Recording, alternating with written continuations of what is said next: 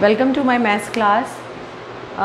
We were doing miscellaneous exercise of chapter 9, that is sequence and series.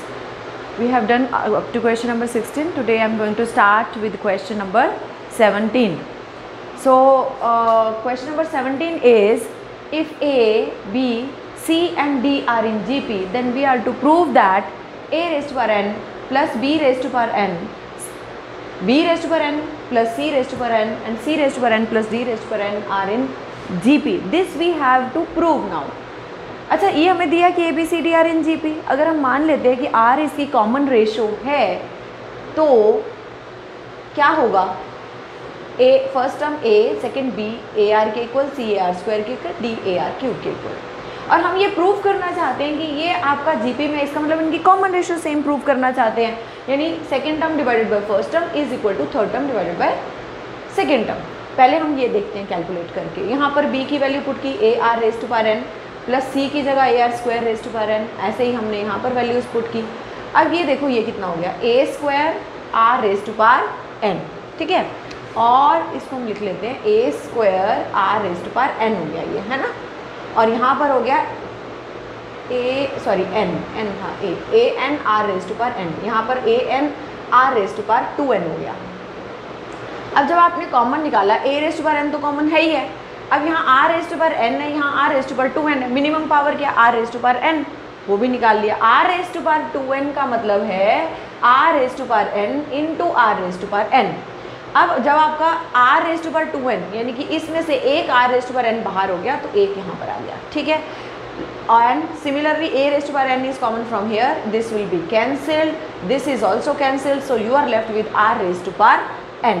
ऐसे ही आप बिल्कुल similarly you will do here also. बिल्कुल ऐसे ही आपने करना है. यहाँ पर देखिए ये 2n आ जाएगा, ये 3n आ जाएगा R की पावर में, है ना. A raised to power n R raised to power 2n, A raised to power n R raised to power 3n. 2n और 3n में से मिनिमम कौन सा है, 2n. तो R raised to power 2n बाहर आ गया तो यहाँ बचेगा 1 और यहाँ क्या बचेगा, 3n में से 2n बाहर हो गए तो R raise to power n बचेगा. सिमिलरली आप नीचे कर सकते हैं, ये कैंसिल हो गया, ये कैंसिल हो, सॉरी ये कैंसिल हो गया. R raise to power 2n divided by R raise to power n means R raise to power n आपके पास बचेगा. यहाँ भी R raise to power n था, ये भी R raise to power n. इसका मतलब लेफ्ट हैंड साइड और राइट हैंड साइड ये दोनों सेम हो गए. और जो हम प्रूव करना चाहते थे कि ये GP में है, दैट इज डन. अब इसके बाद देखिए अगला है कि हमें दिया है कि एक इक्वेशन है, quadratic equation x square minus 3x plus P equal to 0 and its roots are a b. ऐसे एक और क्वाड्रेटिक इक्वेशन है x square minus 12x plus Q is equal to 0 जिसके रूट्स हैं c एंड d. आपको given है कि a b c d are in gp and you are to prove that q plus p is to q minus p is equal to 17 is to 15.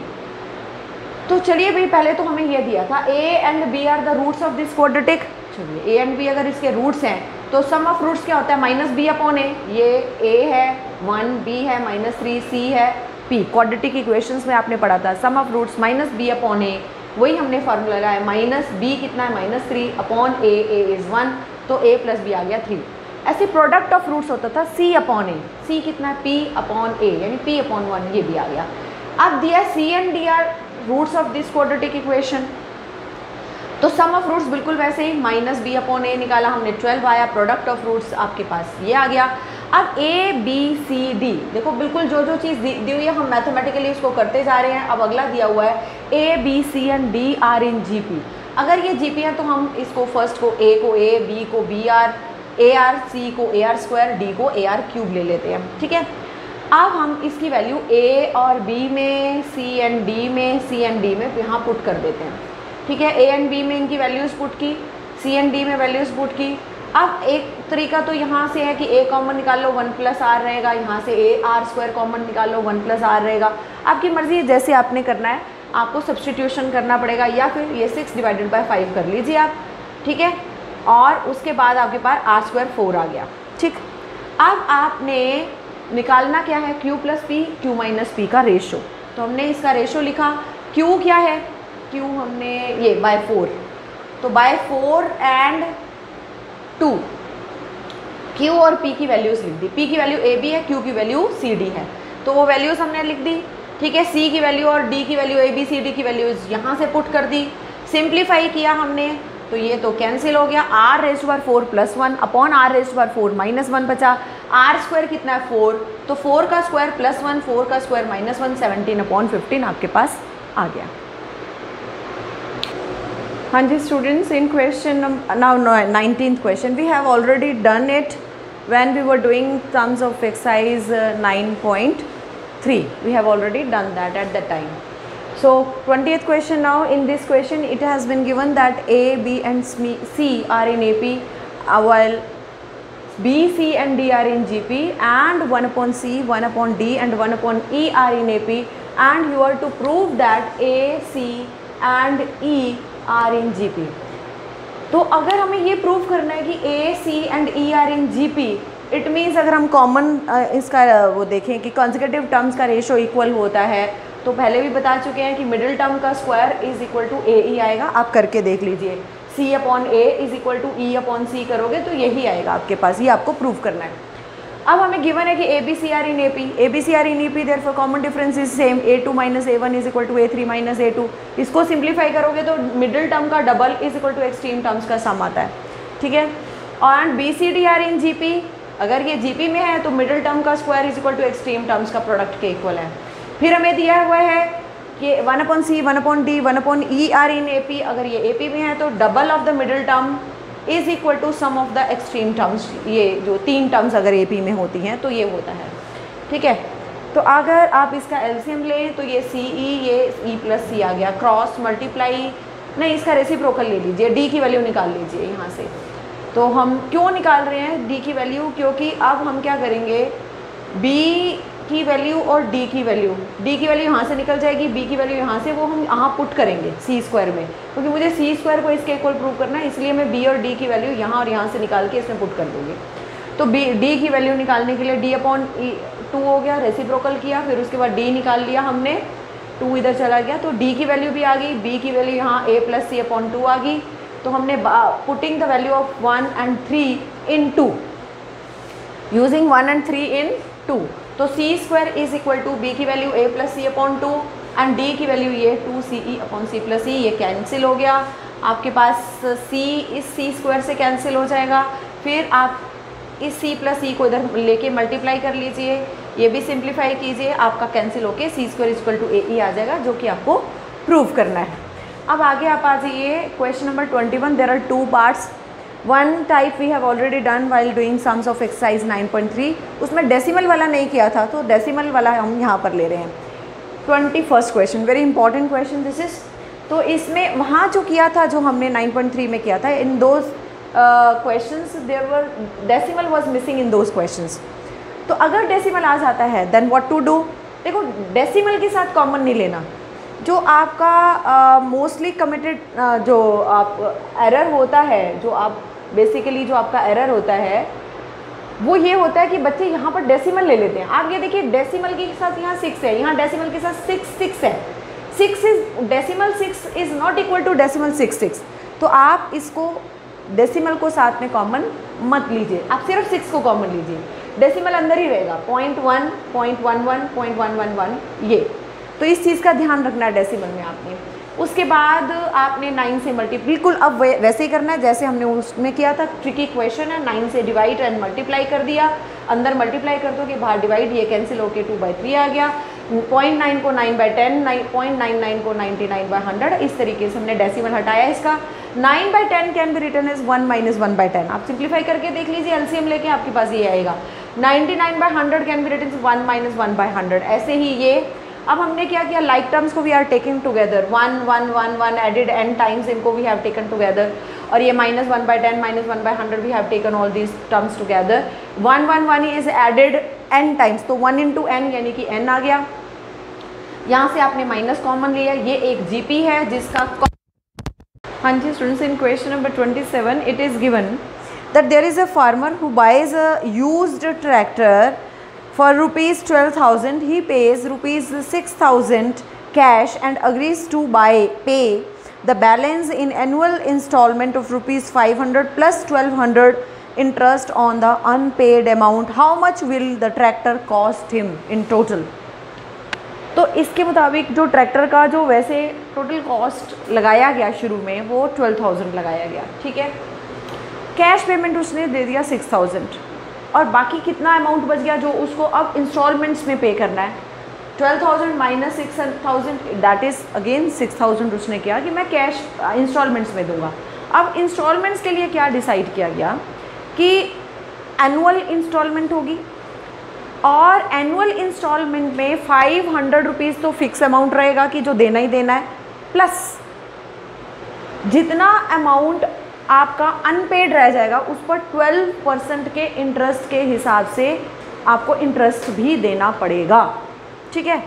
तो अब देखो 500 तो fix amount देना ही देना था, ठीक।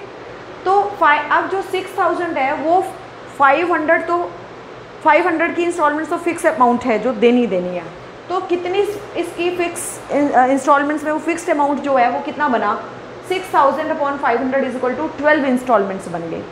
12 इंस्टॉलमेंट्स में 500 रुपीज़ तो फिक्स है, ये 500 तो फिक्स देने ही देने हैं, लेकिन 12% इंटरेस्ट जितना अनपेड होगा जो अभी पे नहीं किया, तो पहली जो आपने इंस्टॉलमेंट थी उसका उसमें अनपेड कितना था जो अभी पे करना था 6,000।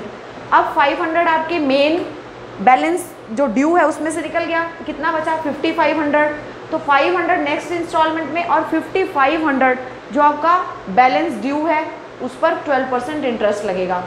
फिर आपका अब अगेन 500 आपका जो बैलेंस में से माइनस कर दोगे तो बैलेंस न्यू बैलेंस आपका 5,000 रह जाएगा। नेक्स्ट इंस्टॉलमेंट 500 प्लस 12% ऑफ 5,000 पर लगेगा। इस तरीके से आपकी इंस्टॉलमेंट आपको देनी पड़ेगी। अब कितनी इंस्टॉलमेंट बनी थी 12, यानी कि ये तो फिक्स अमाउंट आप दे रहे हो, ये 6,000 प्लस ये इंटरेस्ट दे रहे हो, ये जितना ही ये इंटरेस्ट दे रहे हो एज़ पर द कंडीशन जो भी डिसाइड हुई उसके अकॉर्डिंगली, ठीक है। तो अब आपका इंटरेस्ट भी देखो कम होता जा रहा है, जैसे जैसे आपका बैलेंस जो ड्यू है वो कम होता जा रहा है वैसे वैसे आपका इंटरेस्ट भी कम होता जा रहा है, ठीक है।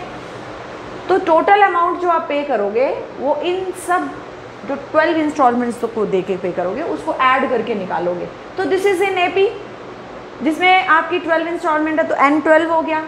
D कितना है A2 माइनस A1 माइनस 60, ठीक है, माइनस 60। सो 2A plus N minus 1 into D simplify किया तो 10,680 जो कि 6,000 आपका बैलेंस ड्यू था पे करना, लेकिन उसमें हर महीने every year you are paying the interest, तो उस इंटरेस्ट को मिला के आपने 10,680 पे किया और वो 6,000 जो था जो शुरू में कैश पेमेंट कर चुके हो, तो कैश पेमेंट 6,000 की और टोटल इंस्टॉलमेंट्स में आपने इतना पे किया तो 16,680 रुपीज़ आपने टोटल पे किए।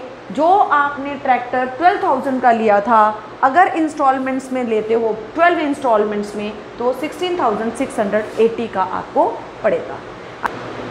हाँ जी स्टूडेंट्स, जो नेक्स्ट क्वेश्चन है 28 that is exactly same as this one and you are to try that question yourself. हाँ जी, in question number 29 it's there a person writes a letter to 4 of its friends. He asks each of them to copy the letter and mail to 4 different persons with instructions that they move the chain similarly.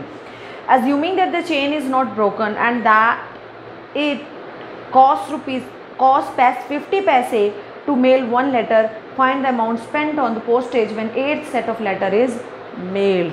Question क्या है कि पहले बंदे ने क्या किया, अपने 4 friends को लेटर पोस्ट किए और उनको बोला कि आप भी सब अपने 4 आगे फ्रेंड्स को लेटर पोस्ट करोगे, सेम लेटर, ठीक है। जब तक 8th सेट पहुंचेगा तब तक टोटल कितना आपका मनी स्पेंड हो चुका होगा पोस्टेज के ऊपर, अगर एक लेटर को पोस्ट करने की कॉस्ट जो है वो 50 पैसे है। तो पहले बंदे ने पोस्ट किए 4 लेटर्स, ये भी 4 लेटर करेगा, ये भी 4 करेगा, 4 करेगा, 4 करेगा, तो सेकेंड सेट में होगा 4 × 4 16। ऐसे फिर आगे तो जैसे न्यूक्लियर फिजन रिएक्शन होती है उसी तरीके से ये हो जाएगा, है ना। तो number of posted letters posted at first level 4, number of letters posted at the second level 4 × 4 16, 4 times होता चला जाएगा आगे। Number of letters posted in the third letter 16 into 4 हो जाएगा।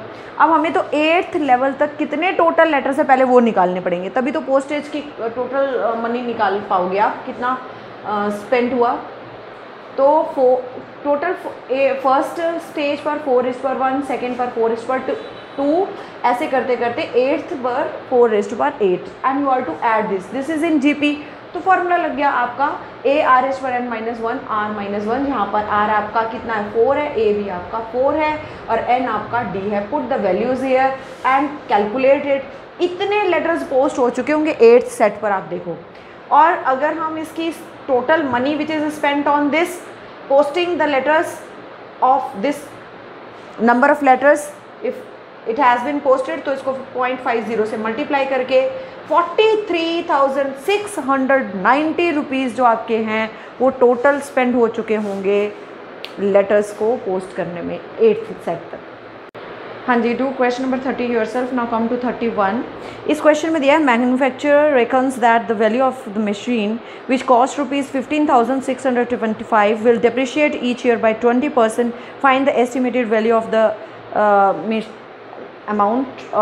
Cost of that machine at the end of the 5 years। देखो, हर चीज़ खरीदने के बाद उसका डिप्रिसिएशन अमाउंट का होता ही है, उसके कॉस्ट का होता ही है।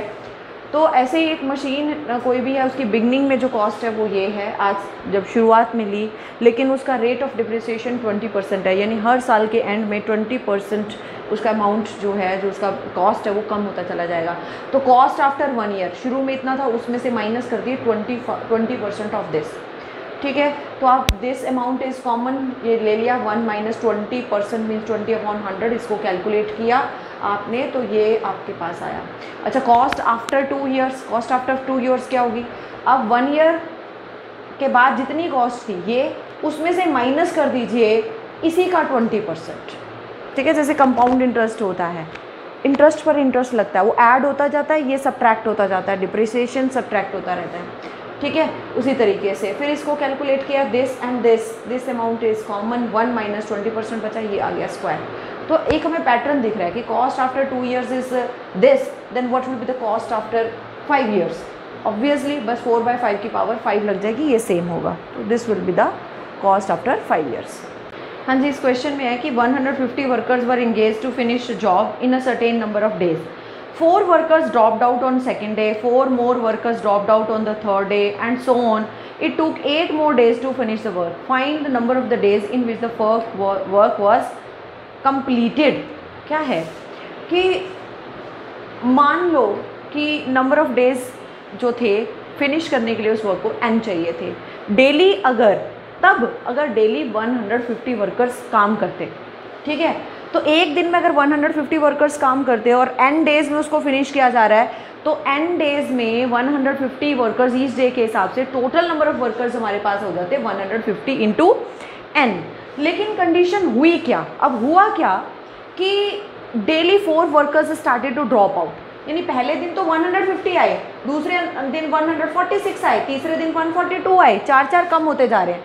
अगर ऐसा हो रहा है तो अकॉर्डिंग टू क्वेश्चन जितने भी डेज पहले उस वर्क को फिनिश करने के लिए चाहिए थे, अब उससे 8 डेज ज़्यादा चाहिए, यानी कि n+8 डेज अब आपको चाहिए। ठीक है, उस काम को ख़त्म करने के लिए।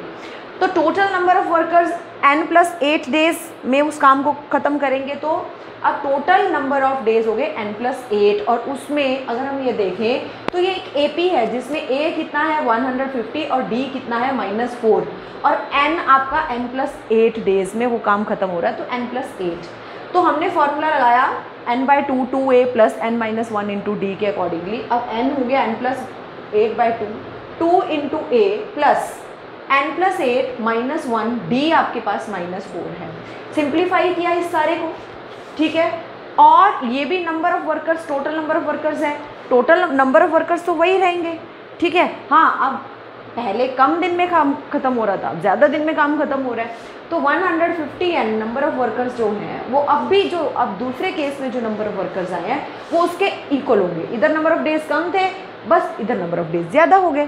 ठीक है, तो आप समझिए इसको ऐसे कि अगर सपोज करो, एक तरीका है कि हमें टोटल वर्कर्स जो हैं वो आपके 12 चाहिए, मान लो 2 + 2 + 2 + 2 + 2 6 डेज में 12 वर्कर से काम करा लो, या 3 + 3 + 3 3 वर्कर से आप 4 दिन काम करा लो, ठीक है। नंबर ऑफ वर्कर्स तो दोनों केसेस में सेम रहे, हाँ इस केस में नंबर ऑफ डेज कम है, इस केस में नंबर ऑफ डेज ज़्यादा है, ऐसा ही ये क्वेश्चन है, ठीक है। तो अब जब हमने इसको सिंप्लीफाई किया तो हमारे पास n की वैल्यू -32 आई। डेज जो है, क्योंकि n हमने नंबर ऑफ डेज को लिया, वो नेगेटिव नहीं हो सकता, इसलिए इसको इम्पॉसिबल कर दिया। अब आ गया n = 17, लेकिन उसने इस कंडीशन के लिए पूछा है कि अगर 4 वर्कर्स ने ड्रॉप आउट करना शुरू कर दिया तब कितने नंबर ऑफ डेज लगे, तो n + 8 डेज लगे थे, तो हमारे टोटल नंबर ऑफ डेज जो आए वो 25 डेज में। अब के कंडीशन में when 4 workers are daily dropping out, in that case, उस केस में 25 डेज में आपका वो काम ख़त्म होगा, जो कि 17 दिन में ख़त्म हो सकता था अगर कोई वर्कर ना जाता, डेली 150 वर्कर्स काम कर रहे होते। तो अब इसके बाद आपका एक असाइनमेंट इसी के बाद है, उस असाइनमेंट को आप देखिए और कंप्लीट कीजिए। इसके साथ ये चैप्टर फिनिश होता है।